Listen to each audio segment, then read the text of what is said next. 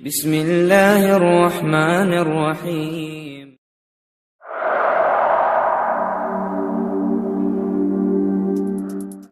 अस्सलामुअलैकुम दोस्तों, मेरा नाम आसिफ खान और आप देख रहे हैं इंडियन मुस्लिम। दोस्तों, पिछले 3 एपिसोड्स में हमने महमूद गजनवी, मोहम्मद गौरी और फिर कुतुबुद्दीन ऐबक का इतिहास देख लिया है। उम्मीद करता हूँ कि ये सीरीज आपको पसंद आ रही है। कुतुबुद्दीन ऐबक मोहम्मद गौरी का गुलाम होता है और भारत के उत्तरी इलाकों में अपनी ममलूक सल्तनत कायम करता है। कुतुबुद्दीन ऐबक सिर्फ 4 साल ही हुकूमत कर पाता है और उसकी हुकूमत स्टेबल भी नहीं हो पाती है कि 1210 में घोड़े से गिरकर उसकी मौत हो जाती है। अचानक मौत होने की वजह से कुतुबुद्दीन ऐबक अपनी सल्तनत का जाननशी यानी उत्तराधिकारी मुकर्रर नहीं कर पाता है और बाद में यही सबसे बड़ी मुसीबत बन जाती है। कुतुबुद्दीन ऐबक के मरते ही उसके कई गुलाम, सरदार और उसका बेटा आराम शाह सुल्तान बनने की रेस में कूद पड़ते हैं। आराम शाह को कुछ इतिहासकार कुतुबुद्दीन ऐबक का बेटा नहीं मानते, मगर कुछ इतिहासकार मानते हैं। गुलाम सल्तनत में 2 जगहें सबसे अहम थी, एक दिल्ली तो दूसरी लाहौर। जब कुतुबुद्दीन ऐबक की मौत होती है तभी गुलाम सल्तनत टूटने लगती है और हुक्मरान अपनी आज़ादी का ऐलान करने लग जाते हैं। लाहौर के सरदार इस मुसीबत को देख जल्दी आराम शाह को सुल्तान बना देते हैं, मगर ये फैसला दिल्ली के सरदारों को पसंद नहीं आता, क्योंकि आराम शाह अपने नाम के मुताबिक आराम फरोश यानी सुल्तान बनने के लायक नहीं था। इसीलिए दिल्ली के सरदारों ने कुतुबुद्दीन ऐबक के गुलाम इल्तुतमिश को दिल्ली बुलाया और सुल्तान बना दिया। अब ये और बड़ी मुसीबत पैदा हो गई। सल्तनत 1 और सुल्तान 2। अब एक मियान में 2 तलवारें तो नहीं रह सकती, इसीलिए आराम शाह और इल्तुतमिश के बीच जंग होती है और इस जंग में इल्तुतमिश जीतता है और आराम शाह मारा जाता है। अब गुलाम सल्तनत इल्तुतमिश के हाथों में थी, मगर जितनी मुसीबतें, जितनी बगावतें इल्तुतमिश के हिस्से में आई थी, उतनी भारत के किसी सुल्तान के हिस्से में नहीं आई थी। एक तरफ ताजुद्दीन यिल्दिज और नसीरुद्दीन कबाचा इल्तुतमिश की सल्तनत को हथियाने की तैयारी में थे, तो दूसरी तरफ जलालुद्दीन मंगबर्नी के हमले का डर था। उधर मंगोल भारत पर हमले की तैयारियों में जुटे थे, तो बंगाल, बिहार की बगावत इल्तुतमिश की परेशानियां बढ़ा रही थी और भारत के हिंदू राजाओं के हमले तो अलग से हो रहे थे। कैसे शमसुद्दीन इल्तुतमिश इन सारी समस्याओं से अकेला ही निपटता है और कैसे भारत पर 25 सालों तक उसकी हुकूमत कायम रहती है।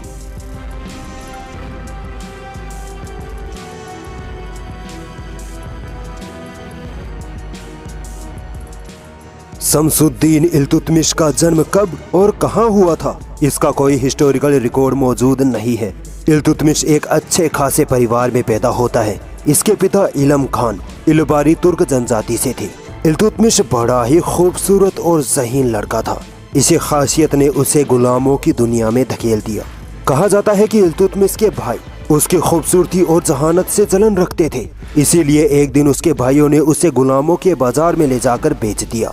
ये कहानी हूबहू यूसुफ अलैहिस्सलाम के वाक़ये से मिलती है, जिसमें यूसुफ अलैहिस्सलाम के भाइयों ने भी यूसुफ अलैहिस्सलाम से बुग़्ज़ के चक्कर में उनको गुलाम बनाकर बेच दिया था। इसके बाद तो इल्तुतमिश कई आकाओं का गुलाम बनता है, कभी कहाँ बिकता है तो कभी कहाँ खरीदा जाता है। आखिर में जलालुद्दीन मोहम्मद नामी व्यापारी, इस नाम से कंफ्यूज मत होना, जलालुद्दीन मोहम्मद एक व्यापारी था, जबकि जलालुद्दीन मंगबर्नी ईरान का बादशाह था। तो जलालुद्दीन मोहम्मद नामी व्यापारी इल्तुतमिश को खरीद कर गजनी ले आता है। पूरे गजनी शहर में इल्तुतमिश की खूबसूरती और जहानत के चर्चे होने लगते हैं। जब यह खबर मोहम्मद गौरी को मिलती है तो मोहम्मद गौरी फौरन इल्तुतमिश को खरीदने आ जाता है। मोहम्मद गौरी जलालुद्दीन मोहम्मद को इल्तुतमिश के बदले 1000 सोने के सिक्कों की पेशकश करता है, मगर जलालुद्दीन मोहम्मद इल्तुतमिश को बेचने से इनकार कर देता है। इसी बात पर मोहम्मद गौरी इतना गुस्सा होता है कि ऐलान कर देता है कि अगर गजनी में किसी ने भी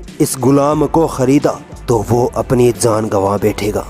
जलालुद्दीन मोहम्मद इल्तुतमिश को लेकर बुखारा चला जाता है और 3 साल बाद वापस लौट कर आता है। इस वक्त कुतुबुद्दीन ऐबक की नजर इल्तुतमिश पर पड़ जाती है। इतना खूबसूरत और ज़हीन गुलाम देखकर उससे रहा नहीं जाता है और कुतुबुद्दीन ऐबक फौरन मोहम्मद गौरी से गुलाम इल्तुतमिश को खरीदने की परमिशन मांगता है। मोहम्मद गौरी कहता है कि तुम इसे गजनी में तो खरीद नहीं सकते, ऐसा करो इसे दिल्ली ले जाओ और वहीं खरीद लो। कुतुबुद्दीन ऐबक इल्तुतमिश को दिल्ली ले जाकर 1 लाख चांदी के सिक्कों के बदले खरीद लेता है। कुतुबुद्दीन ऐबक इल्तुतमिश की जहानत देखकर पहले ही समझ जाता है कि ये गुलाम आगे चलकर बहुत बड़ी सल्तनत कायम करने वाला है। कुतुबुद्दीन ऐबक की परवरिश में इल्तुतमिश एक ज़हीन और निडर हुक्मरान बनकर उभरता है। कुतुबुद्दीन ऐबक उसे बदायूं का सूबेदार बना देता है। सूबेदार मतलब मुख्यमंत्री। बदायूं उस वक्त दिल्ली सल्तनत का सबसे खास इलाका माना जाता था। दोस्तों, इल्तुतमिश की बहादुरी का अंदाजा आप इससे लगा सकते हैं कि सन 1205-6 में मोहम्मद गोरी खोखर बगावतियों के खिलाफ जंग करता है, जिसमें कुतुबुद्दीन ऐबक और इल्तुतमिश भी अपनी सेना के साथ शामिल होते हैं। इस जंग में इल्तुतमिश अपनी बदायूं टुकड़ी के साथ खोखर सैनिकों पर इतना जबरदस्त हमला करता है कि इल्तुतमिश खोखर सैनिकों को काट काट कर झेलम नदी में फेंकता चला जाता है। इल्तुतमिश की इस बहादुरी को देख मोहम्मद गोरी इतना खुश होता है कि उसे शाही लिबास से सम्मानित करता है और कुतुबुद्दीन ऐबक से कहता है कि इस गुलाम का खास ख्याल रखना। जैसा कि दोस्तों मैंने शुरुआत में बताया था कि कुतुबुद्दीन ऐबक की मौत के बाद आराम शाह और इल्तुतमिश के बीच सुल्तान बनने की जंग होती है। इल्तुतमिश जीतता है और 1211 ईस्वी में ममलूक सल्तनत का सुल्तान बन जाता है। सुल्तान बनते ही इल्तुतमिश अपनी बिखरी हुई सल्तनत को संभालने की कोशिश करता है। इतने में गजनी का सुल्तान ताजुद्दीन यिल्दिज इल्तुतमिश को पैगाम भेजता है कि तुम अब से हमारे अंडर में हुकूमत करोगे, वरना जंग के लिए तैयार रहना। इल्तुतमिश अभी नया नया सुल्तान बना था, पहले ही उसके सामने दुनिया भर की मुसीबतें थी। इसीलिए इल्तुतमिश ने जंग रोकने के लिए और दिखावे के लिए ताजुद्दीन यिल्दिज की पेशकश मान ली। चलिए मैं आपके सामने थोड़ा नक्शा क्लियर कर देता हूँ ताकि आगे की वीडियो समझने में आसानी हो।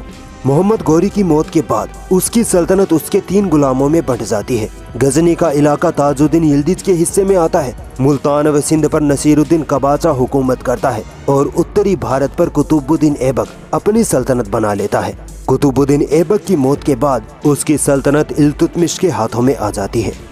सब अपनी अपनी सल्तनत संभालने में लगे होते हैं कि अचानक ईरान का बादशाह जलालुद्दीन मंगबरनी गजनी पर हमला कर देता है। ताजुद्दीन यिल्दिज जलालुद्दीन मंगबरनी का सामना नहीं कर पाता है और गजनी से भागकर लाहौर आ पहुंचता है। इस वक्त लाहौर और पंजाब पर नसीरुद्दीन कबाचा की हुकूमत होती है। दरअसल आराम शाह और इल्तुतमिश की जंग के बाद मौका पाकर नसीरुद्दीन कबाचा लाहौर और पंजाब के कई इलाकों पर कब्जा कर लेता है। ताजुद्दीन यिल्दिज अपनी सेना के साथ गजनी से भागकर लाहौर पहुंचता है और नसीरुद्दीन कबाचा से लाहौर और पंजाब के कुछ इलाके छीन लेता है। ताजुद्दीन यिल्दिज अपनी पावर बढ़ाता हुआ भारत की तरफ दिल्ली सल्तनत पर कब्जा करने के इरादे से आगे बढ़ता है और हरियाणा के थानेश्वर तक आ पहुंचता है। इस मुसीबत को देख इल्तुतमिश सोचता है कि कहीं ताजुद्दीन यिल्दिज दिल्ली पर भी हमला ना कर दे। इल्तुतमिश अपनी सेना लेकर हरियाणा के तराइन में पहुंचता है और ताजुद्दीन यिल्दिज के खिलाफ ऐसी जंग करता है कि यिल्दिज संभल नहीं पाता है। दोस्तों, ये वही तराइन का मैदान था जहां मोहम्मद गोरी ने पृथ्वीराज चौहान को 1192 के युद्ध में हराया था। इल्तुतमिश ताजुद्दीन यिल्दिज को पकड़कर बदायूं लाता है और मौत के घाट उतार देता है। इस तरह इल्तुतमिश अपने एक ताकतवर दुश्मन को किनारे लगाने में कामयाब रहता है। तराइन की ये जंग 1215-16 ईस्वी में हुई थी। इस जंग के बाद इल्तुतमिश दिल्ली लौट आता है और पीछे से नसीरुद्दीन कबाचा मौका पाकर फिर से लाहौर और पंजाब पर कब्जा कर लेता है। लाहौर पर कब्जा करने के बाद कबाचा की हिम्मत इतनी बढ़ जाती है कि वो सोचने लगता है कि अब तो मैं दिल्ली सल्तनत को भी फतह कर सकता हूँ। और फिर कबाचा पंजाब की तरफ से भारत में घुसने लगता है, मगर सामने इल्तुतमिश मिल जाता है। इल्तुतमिश कबाचा को मार पीट कर वापस मुल्तान भगा देता है। इस जंग से कबाचा इल्तुतमिश से इतना डर जाता है और उसको इतना नुकसान होता है कि वो इल्तुतमिश के साथ अमन मुआहिदा कर लेता है और चुपचाप बैठ जाता है।